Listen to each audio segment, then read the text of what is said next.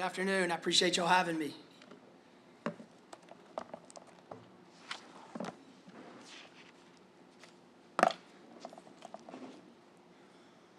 All right.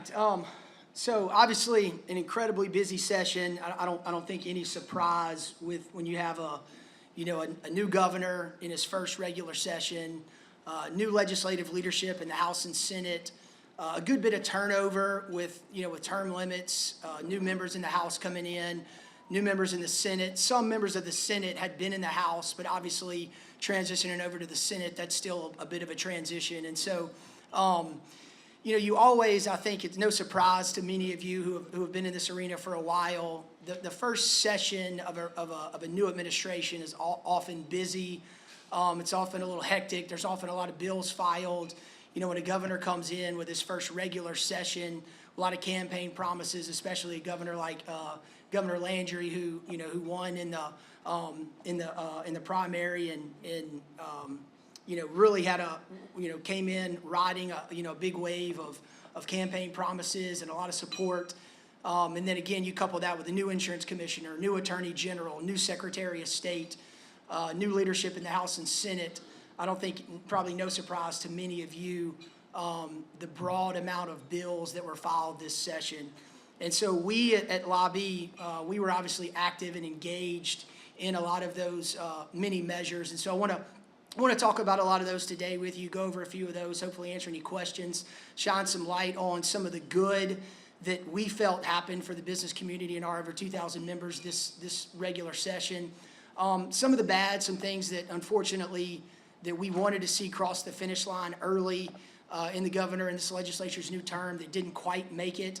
And then a few things that we've kind of dubbed under construction, some bills that either they passed but not in the original form that we would have liked for them to, or they haven't yet been signed by the governor, and even if he does sign them, they're not necessarily perfect legislation, and so we've kind of dubbed those under construction. And so I want to kind of hopefully paint that picture for you, put some of those pieces on the puzzle for you today, and then if I can answer any questions, I'd obviously love to do that as well. But before I get into this regular session and all the policy and the bills and legislation that passed, I kind of want to set the table for what we were entering into in 2024. And in order to do that, I think it's important to see, why some of these measures were filed, why some of the actions and support that LABI and our members had. I think the reason for some of these things is the current state of where we are in Louisiana. So I think it's important to know where we were or where we are in order to paint the picture to see where we're trying to go. And so I see hopefully many of you have started eating or are already eating, because if you've been in this area for a while, the current statistics of Louisiana right now aren't necessarily great. And so I don't want you to lose your appetite by some of these metrics I'm about to show you, because they're not good. And you know this, we know this. But I do want to say that everything I'm about to show you, everything we're about to talk about, although bad on a scale and comparable to other states, the good news is that everything that we're going to talk about can be changed with good policy, with good leadership, and with the swipe of a governor's pen. And so let's kind of take a look at where we were, where we are in Louisiana, according to a few metrics here. We currently have the highest combined state and local sales tax in the country, and we're one of 15 states with a franchise tax. We're one of 12 states with an inventory tax, and we're 40th on a ranking for our state's business climate. We were recently ranked as the 50th best state overall for doing business by U.S. News and World Report. And what they do is they break that down into several metrics. And so I want to kind of highlight a few of those metrics for you. We were 50th in crime. Last I checked, we have 3 of the top 10 violent crime cities in Louisiana right now. We're in one of them right now, Baton Rouge. The other is New Orleans, and the third is Shreveport. We're number 47th in education, according to their metric. Now, I will tell you that that's probably an average. I've seen different reports where we've moved down to 40th or 42nd, 44th. But according to U.S. News and World Report, we're 47th in education. Our economy ranks 49th, and our infrastructure also ranks 49th. And so right now, we're the 50th best overall state on that world News and World Report. Now, our insurance crime. We're number 7 on the judicial hellhole list, and we've been in the top 10 on that list for about 15 years now. We have the highest auto insurance rates in the country for car insurance, and then we're double the median state for property insurance in Louisiana. And so right now, you pay, if you drive a car in Louisiana, you pay the highest auto insurance rates in the country, and property insurance, again, you're double the median state for property insurance. And so, you know, that's kind of a few of the metrics, the negative things that we knew, that LABI knew coming into this session, that when we're looking to you know, retain talent, attract talent, grow business here, retain businesses here, that we knew we had to look at. I mean, look, I'm one of 3 boys. You know, my mom, the first thing she said when I took this job back in November, she said, look, are you going to pass policies to bring your brothers back? Because I'm one of 3 boys and I'm the only one that stayed. My older brother has a PhD, educated in Louisiana. He went to Centenary University and got his PhD at Louisiana Tech. My younger brother, Adam, has an MD. He's a doctor. He was educated at LSU here in Baton Rouge and then went to med school at LSU Shreveport. I have a Juris Doctorate. I was educated at Northwestern, got my law degree at Mississippi. I'm the only one that came back and stayed. My other 2 brothers left. Any idea where they went? Anybody? Texas. They're both in Texas. And so when my brothers and when businesses look at Louisiana to try to say, you know, should I come back? Should I grow my business here? Should I stay here? You know, can I with good predictability and certainty, you know, have policies that will keep me here and grow my business? That's unfortunately some of the things that they look at. I talk to CEOs all the time that say, you know, we have some of the best ports in the country. We've got some of the best railroads in the country. We've got the Mississippi River. We got some of the best food, some of the best football, and nobody fellowships like we do, right? We got the best festivals. And when I bring families here, when I bring talent here, whether it's mid-level or high-level talent here, they come, you know, they stay for a couple of days, they love the people, they love the atmosphere, and they love everything about Louisiana. I can offer them a job making $15,000 or $20,000 more than they're making, and they love it. They're like, I'm in, I just got to go back and talk to my family. And so they go back and they talk to their family. And again, these are real stories. They go back, they talk to their families. And the CEOs say, you know, I don't hear from them for a few days. And this is somebody that's excited, a man or a woman, you know, that's really excited to come here. It's basically said, look, I'm in. All I got to do is just double check with my wife or my husband. After a few days, they ring the candidate and say, look, you seemed excited. What happened? Listen, I got back and I talked to my family and we started Googling the insurance rates. And turns out my insurance is going to double. We actually started kind of looking at some of the schools. And then we coupled that with, unfortunately, some of the crime in the area. And, you know, I think we're just going to stay. And that's a common story that CEOs hear. And so, again, I started out by saying, look, that's the bad news, right? These statistics are the bad news. The good news is that everything I just told you can be changed with good leadership, good rules, good regulations, and a group of individuals like yourselves that are motivated for change, that are tired of the status quo, and that want to see Louisiana move forward. And in furtherance of that, LABI partnered with national experts, local chambers, local business people that were tired of the status quo and said, if we're going to change these metrics, if we're going to move Louisiana forward, we can't just be in a bunker down in Baton Rouge with the same old ideas, the same old policies. We've got to think bigger and we've got to have a plan. And that's what we did. We at LABI last year came together with all these experts and we put together a strategic plan that we called LA23 to move Louisiana forward. If you haven't read that plan, I would encourage you to. You can go to la23.org right now and review that strategic plan. It's about 70 pages long. It covers everything from education to workforce to crime to re-entry to insurance to taxes. And it's got an idea or something in there for everybody. And the reason I like it so much is because it doesn't just have ideas And it doesn't just say, hey, here's where we're an outlier and here's what we should do. It then follows that up with, and by the way, here's what other states have done. Here's policies, here's rules, here's regulations, here's bills that other states have passed that, by the way, are doing better than we are as far as metrics and attracting jobs and retaining talent. Here's what they've done. Because the reality is to get there, we don't need to reinvent the wheel. I mean, there's nothing special that Florida, North Carolina, South Carolina, Georgia is doing. They're doing policies that make sense, that we could model after, and we can move the needle, and we can absolutely become an economic force for the South over the next few years if we just do the things that are in our strategic plan. And so, looking at that strategic plan, which we called LA 23, we're now calling LA Driven to Take Action.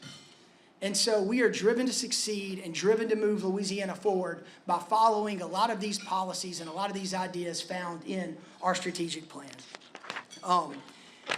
Now, again, obviously I want you to go read the plan. It's about 70 pages. It's got something for everybody. But generally speaking, the strategic plan was broken down really into 4 big buckets.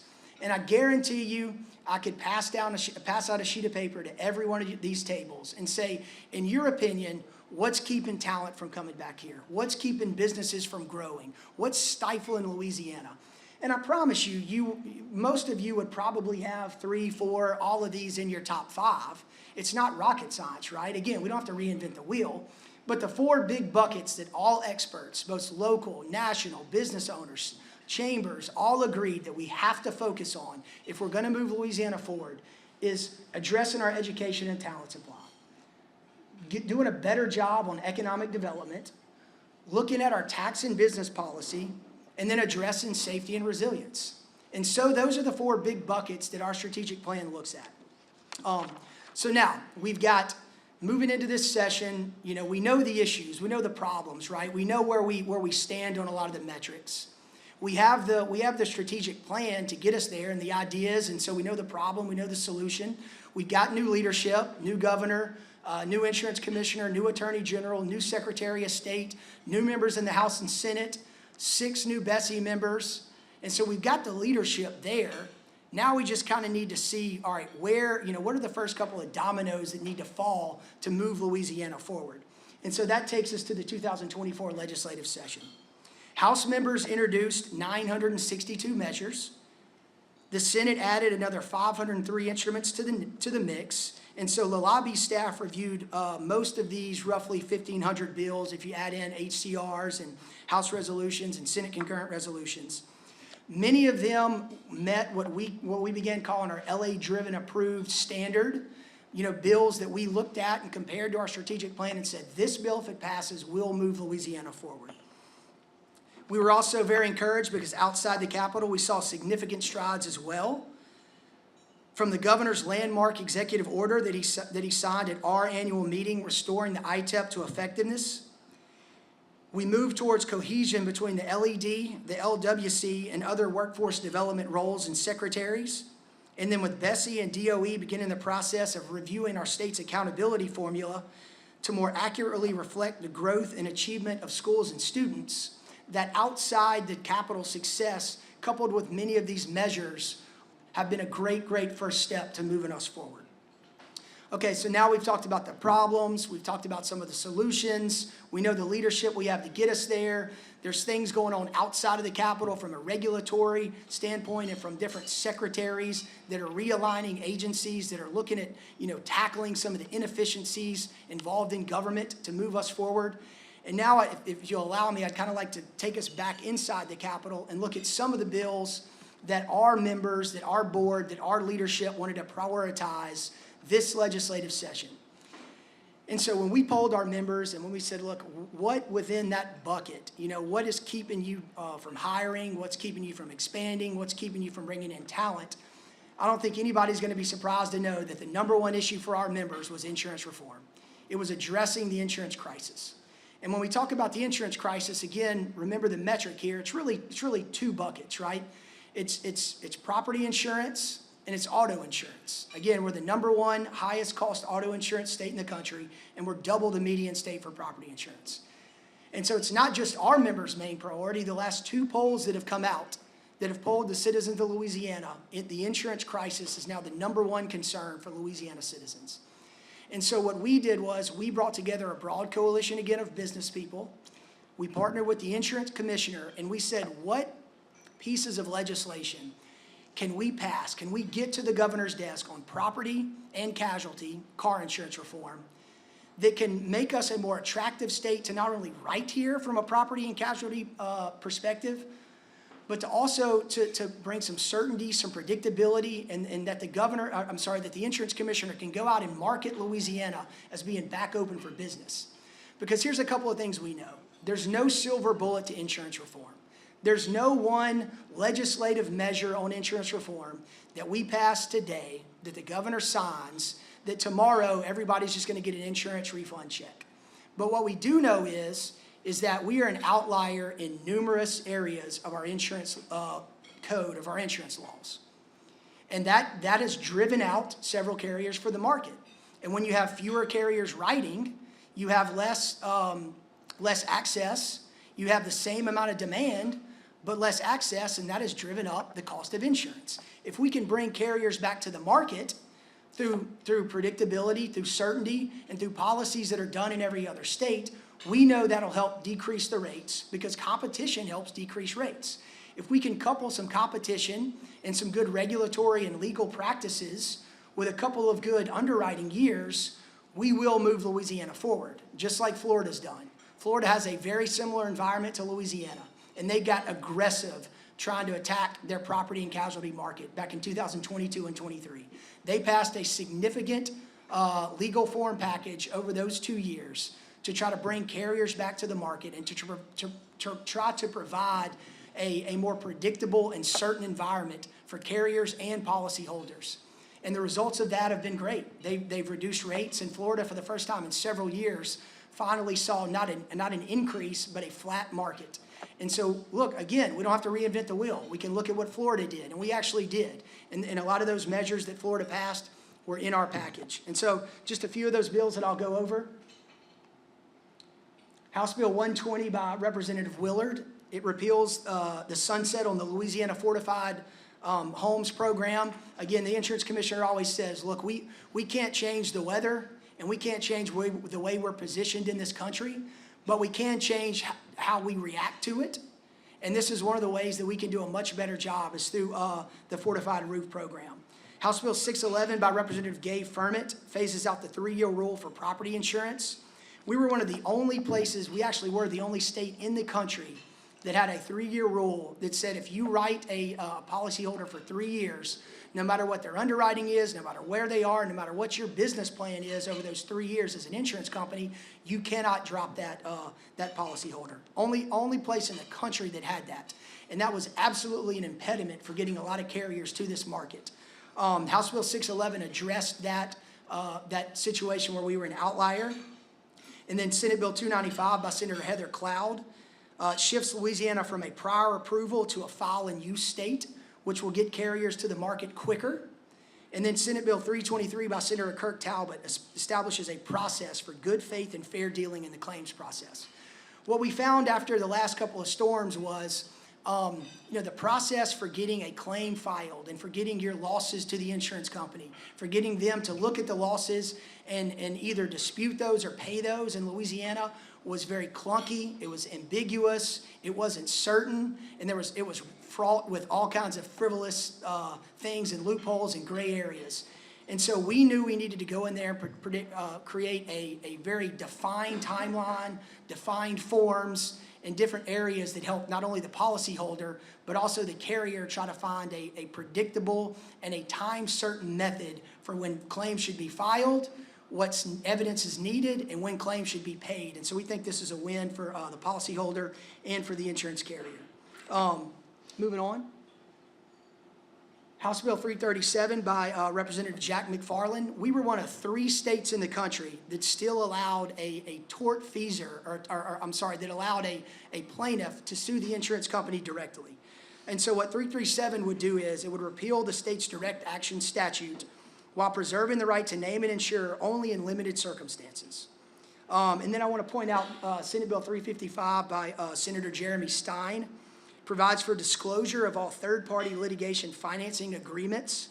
The agreement is now discoverable rather than an automatic disclosure. And so we, again, think this is a positive step in the direction of litigation reform, allowing disclosure of all third-party litigation financing contracts.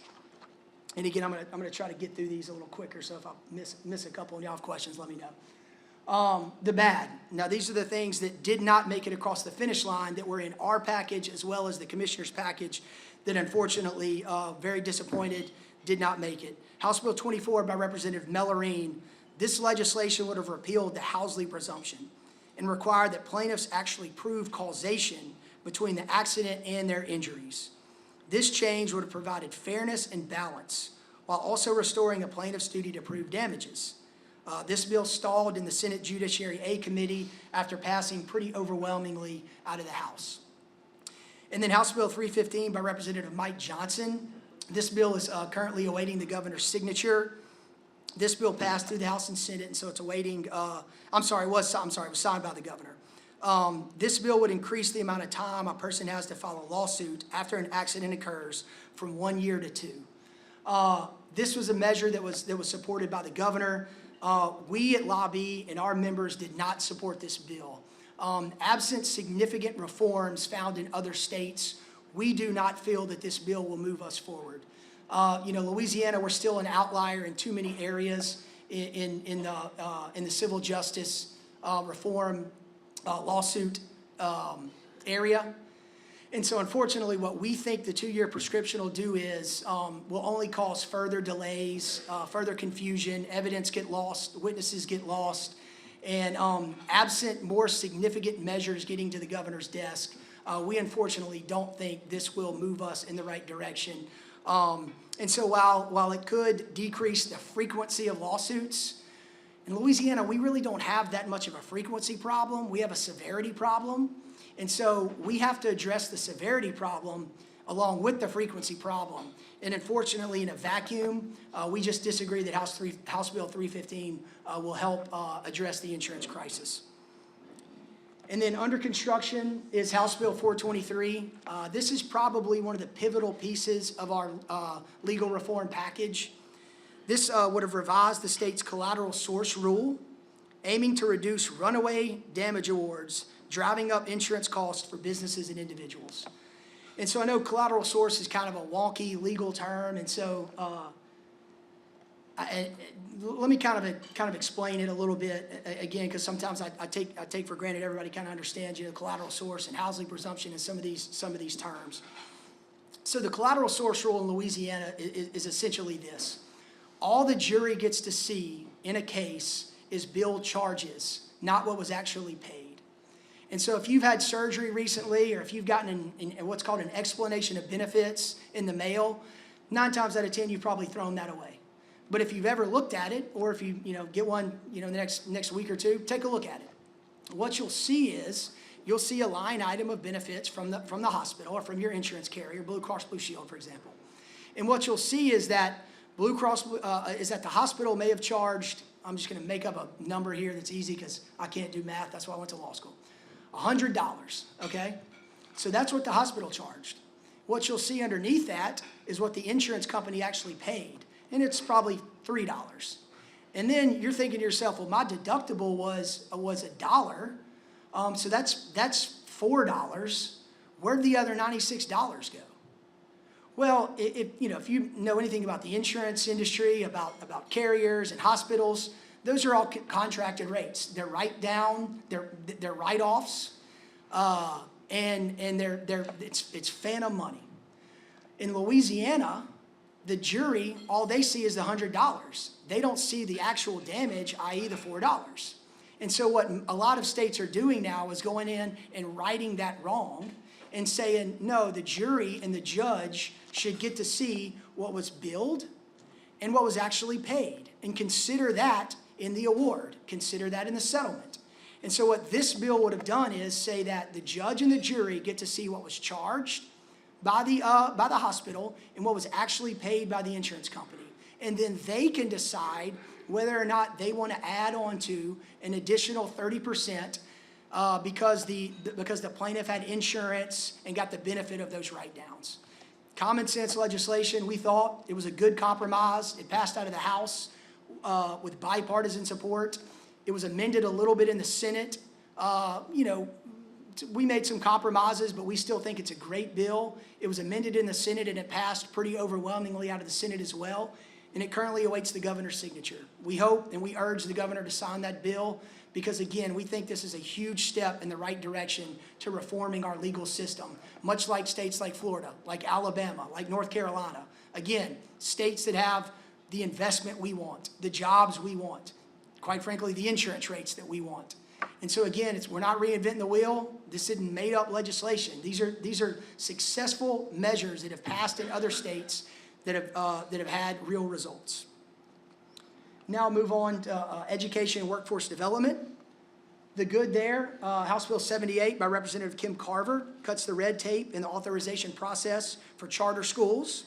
And then skip down to House Bill 244, Representative Jason Hughes. It expands the Steve Carter Literacy Program to include educational services in math. Skip down to House Bill 267 by Representative Carver. It provides for a yearly assessment of math skills for students in K through 3. And so a couple of bills that I do want to highlight here I just talked about. So Representative Carter's 267 and Representative Hughes's 244. Look, we think these are key measures. A lot of the states that are moving forward in their education, states that are getting out of the bottom, they have drilled down and figured out, this early education, focusing on math and reading, making sure kids pass into 3rd and 4th grade early on with the skills in math and reading that they need is critical. And so we think these two bills here are going to really, really move us forward, and they are absolutely steps in the right direction. And then I do see Ms. Barber back there. She's been a champion for education. She had House Bill 708 to help reform some of the charter school laws. Thank you for that, cutting a lot of red tape. Charter schools are, we think, are a critical piece in improving our educational function. Senate Bill 313 by Senator Edmonds. Let's see. That creates the framework for the education savings account. This, again, much like I talked about collateral source being a key piece of our legal reform measure, Senate Bill 313 by Senator Edmonds was a central piece of what our members thought was the education reform package. That was the education savings account. We at LABI, our members believe that a parent knows what's best for their kid. And so these education savings accounts as set up could be used for tutoring. They could be used to get a kid out of a failing school. Or quite frankly, if the kid's not in a failing school, but you know what? Maybe the class size is too big and they need to go to a school with a smaller class size. This can provide state tax dollars to do that for the kid. It's the parents' tax dollars, and we just feel like the parent knows what's best for their kid. We think this is a step in the right direction. I'm going to get through a couple of, I want to get to, because I know I'm running out of time here, so I want to get to some criminal justice bills. Criminal justice and reform. These were a couple of bills. You know what? At LABI, we have not been as active in the criminal justice reform area. But recently our members, again, just like the story I told you about the CEO, our members have told us that reentry, reinvestment, addressing the crime and trying to address recidivism and is just a key piece to workforce, and it needs to be something that LABI focuses on. And so this year we were proud to work with Senator Barrow, Representative Matthew Willard on just some common sense measures that I want to point out. House Bills 93 and 94 allow access to birth certificates and other important documents for juveniles and adults upon release from the justice system. This is, to me, is common sense things that I take for granted, that maybe a lot of you take for granted, is that when a juvenile or when an ex-offender leaves prison, they have an ID and they know where their birth certificate is. Oftentimes they don't. And, they go to their parents don't have it, or they don't know where their parents are. And so what's the first thing when you go to apply for a job, the employer asks, well, I need your ID or I need a birth certificate. And oftentimes, these juveniles or these ex-offenders don't have that document. And it just makes it so easy for them to go back and fall into the old crowd and fall into the circle of crime and fall back into the criminal justice system. And so this is just a common sense measure that we feel will help move the needle on criminal justice reform. And then Senate Bill 251 by Senator Regina Barra requires the DPSC to offer GED training in at least one vocational training program for inmates. Because studies have shown overwhelmingly that if an ex-offender comes out of prison with a skill or with a certification, they are much, much less likely to reoffend. And so we think this was a common sense measure. And then last, and I know I'm close on time here. I want to talk about the Constitutional Convention. House Bill 800 by Representative Bo Boye. It would set up the framework for the Constitutional Convention. Obviously, they had several hearings on that in the House committees. We at LABI, we do support a Constitutional Convention. The realities right now is that so much is tied up in our state's Constitution that shouldn't be there. I mean, really, the reality is it's our state's Constitution. It's not really a Constitution anymore. It's a super statute. And so when legislators go in and try to budget, especially in shortfalls, when, the reality is that in a couple years we've got some tax measures rolling off and we've got some federal dollars that just aren't going to be there. And so we're probably going to be in a shortfall. And because our Constitution handcuffs our legislators, our House and Senate members so much, the only place they can turn to balance the budget is taxing business, it's cutting health care, and it's cutting higher ed. And I don't think anyone likes either of those three options. And so what we have to do is we have to look at areas in our state's Constitution that places that don't need to be there, that we can unhandcuff, that we can take things out, we can reorganize. And so the idea was to take a deep dive at the different articles in the state's Constitution, figure out which probably didn't need to be there, and move those into a transitional section of the Constitution. If a majority of the House, of the Senate, and of the governor's delegates agree that, we ought to look at putting that in the transition section, which, by the way, there's already a transition section. It exists in the Constitution right now.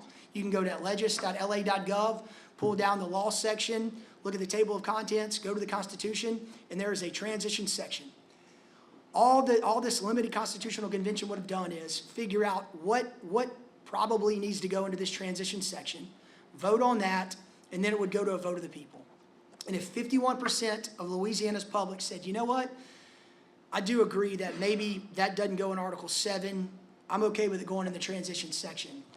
And 51% agree, for all intents and purposes, nothing happens there. It stays in the Constitution, and it could stay there forever. Or over the next few years, a legislator, House and Senate member could file a bill, probably a House member, could file a bill to say, I want to take that section that language out of the transition section and put it in statute to possibly either tax it, reduce it, edit it, look at it. And if they got 2/3 votes at a later date, next year, 5 years, 10 years from now, then it didn't have to go back to a vote of the people. That was the only kind of exception. And so there were still a ton of controls, a lot of oversight that was built into this. But I think at the end of the day, there just wasn't enough time. There wasn't enough comfort with that process. And so ultimately, while the bill got out of the House, it stalled in the Senate, did not get a hearing. I think probably what you'll see is over the summer, a lot more discussion on that. And there's some talk about possibly coming back in August to look at maybe laser-focused areas in our state's Constitution that just don't need to be there. And so, I think there'll be a lot of discussion over this summer on our state's Constitution, combined with a lot of tax policy talk, because you've already heard the governor say, look at Mississippi, look at Arkansas, look at Texas, look at Florida. These are all states we're competing with, and they're all states that either don't have an income tax or are currently repealing their income tax. But to do that, it's several $1 billion, and nobody's got that in their pockets or lying around their pillowcases. And so we've got to have some pretty overwhelming policy changes if we want to get there. But we can't decide it a month or two before session next year, which is a fiscal session. I think we have to just start that discussion now, hand in hand with this potential constitutional convention discussion. And so with that, I know I skipped over some things. I know I rushed through some things. I apologize for that. But I wanted to try to get as much in here as I could. And I don't know if we have time for questions or not, but I'm happy to answer any if we do. Yes, sir. Okay, couple items. Thank you. Thank you. And when you look at taxes, I'm sorry, say that again? when you look at taxes, I'm going to talk about Texas. Okay, when you look at property taxes here in Louisiana, we have some of the lowest property taxes, especially when you look at Texas and the Houston area. In certain areas, if I took my house and what I pay in property taxes here, I would pay 5 times the amount over in Texas. A lot of people don't understand that, but that's the fact. Okay? Education, Louisiana gets a bad rap because a lot of the education in Louisiana is handled via the parochial system or charter schools. Especially on the parochial system, the results, the test scores, etc., performance data. Question, please. I will get to it. Does not get put into these evaluations that are done by various organizations. I think you need to go back and take a re-look at that of what's going on. And insurance, I'm going to make a suggestion. There was a Wall Street Journal article, an op-ed this morning about insurance. Louisiana wasn't listed in there as one of the high insurance states. So take a look at that one and see. This involves Senator Warren and what she wants to do with the Consumer Finance Board, which they want to get in and have more of a role in what's going on in the insurance. Yeah, so I think there's a couple of comments there. I'm happy to take a look at that. I think, obviously, Texas does a lot of things different than we do. On their taxes, they are more local focused. We have, a lot of different, we're more, you got to go to the legislature focused. And I think a lot of problem with that is a lot of it's tied up in our Constitution. And we can't do anything about that until we have something like a constitutional convention.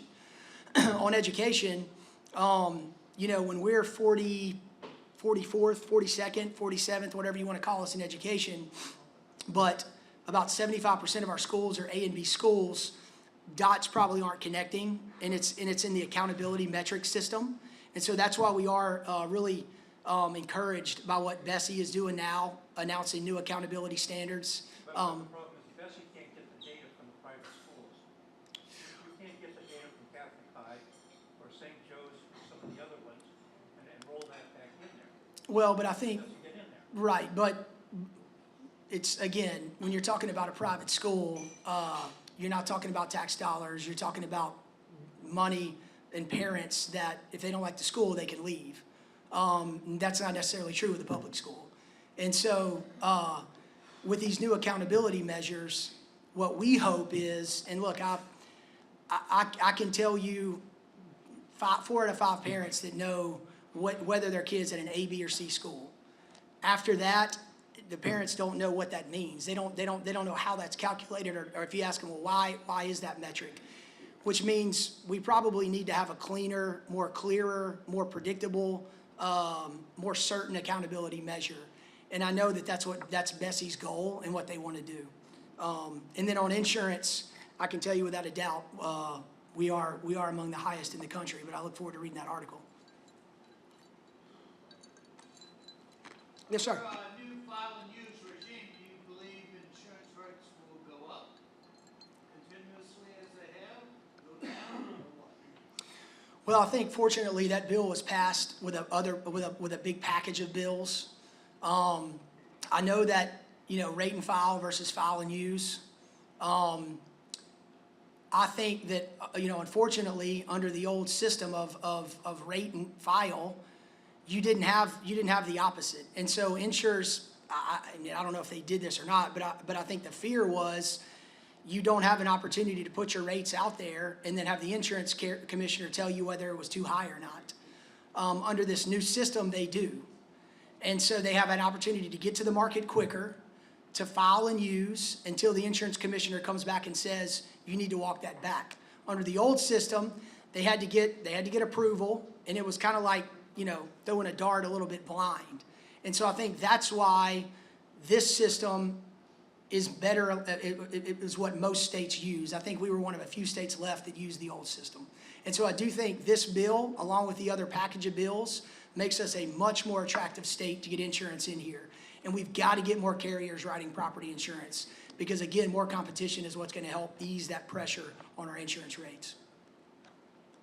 How would you rate this past session in terms of occupational licensing? Specifically, the Flores bill did make it through, but Governor Evers was willing to give us that 7 years ago. The hair braiding bill died a natural death. Once again, Governor Evers was willing to give us that 7 years ago. Representative Ventrela's bill reduced from 1,500 to 1,000 for a cosmetology license, which Texas has already done.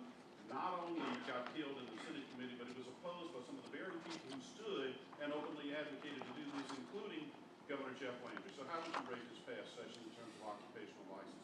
Yeah, I mean, I think unfortunately we license more entities and jobs, comparably speaking, than most states across the country, and that's not a positive spot on our record either. And so I think that's why you see us supporting a lot of these licensing bills to repeal, a lot of those. Unfortunately, there's a lot of people that make a lot of good money on the status quo, and they don't want it to change. And they come down and they have reasons why, and unfortunately, those bills get a good hearing, they get a good conversation, they get supported by business and industry groups, but ultimately, the status quo wins out. And so until we get a broader support and more understanding about why a lot of these archaic licensing laws are keeping talent from coming here and keeping a lot of these industries and growth and things like that, I think unfortunately those bills are going to continue to stall. I do think those measures moved. I think we had Representative Chuck Owens had a couple of bills that moved along, and we were glad to support those. And so I think it was more successful than it has been, but we certainly can do better. Yes, sir. On the subject of insurance, insurance rates are high because the cost is high. We have to pay out the cost. The cost of fixing the cars and the injury and home repairs goes down, insurance rates go down. But if they don't go down, insurance has to cover the cost of the recovery. So until our costs go down, insurance will not go down. Part of the reason is you need to improve on repair of houses, the construction code for houses. You need to get to the root cause of insurance. I haven't seen anybody in the legislature try to really get to the root cause of high insurance. You talk around the problem, but not fix the problem.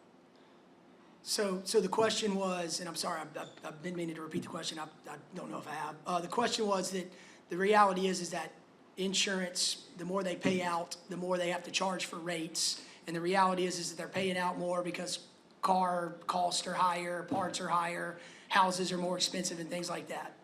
What I would say to that is that they're like that in every state. We're not immune to that. We're still last. And so let's figure out if it costs $10 to fix a car in North Carolina and in Florida and in Georgia, and it costs $10 to fix a car in Louisiana, why are we so much higher in Louisiana than Georgia? Why can't we?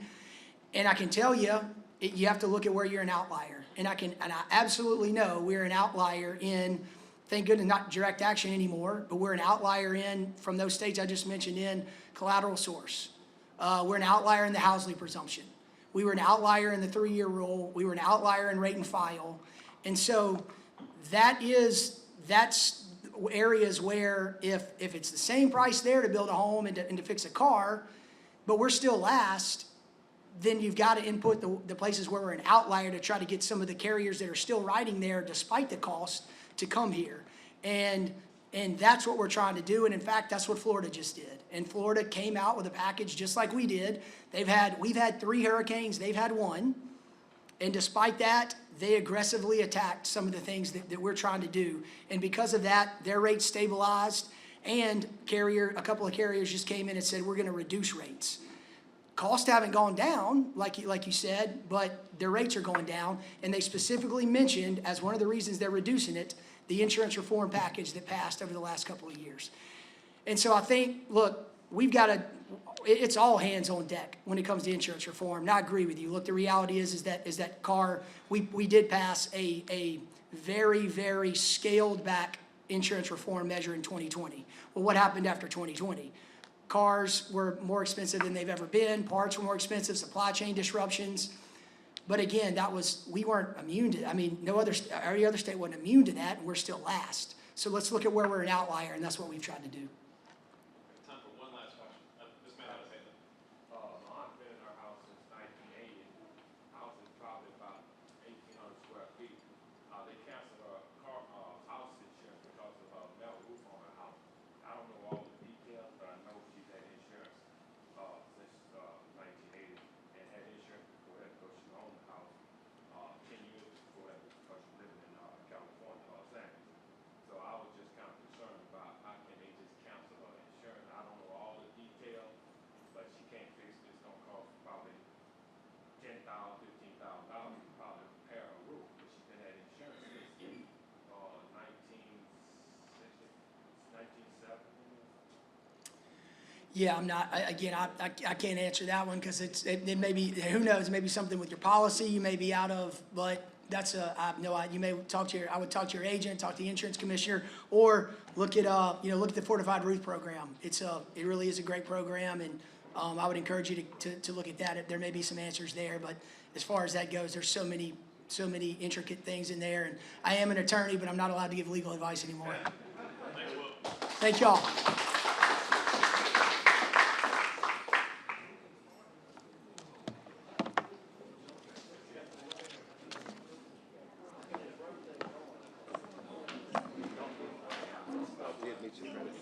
Okay. Oh, okay. You're an attorney, and the question that I would have if I wanted to raise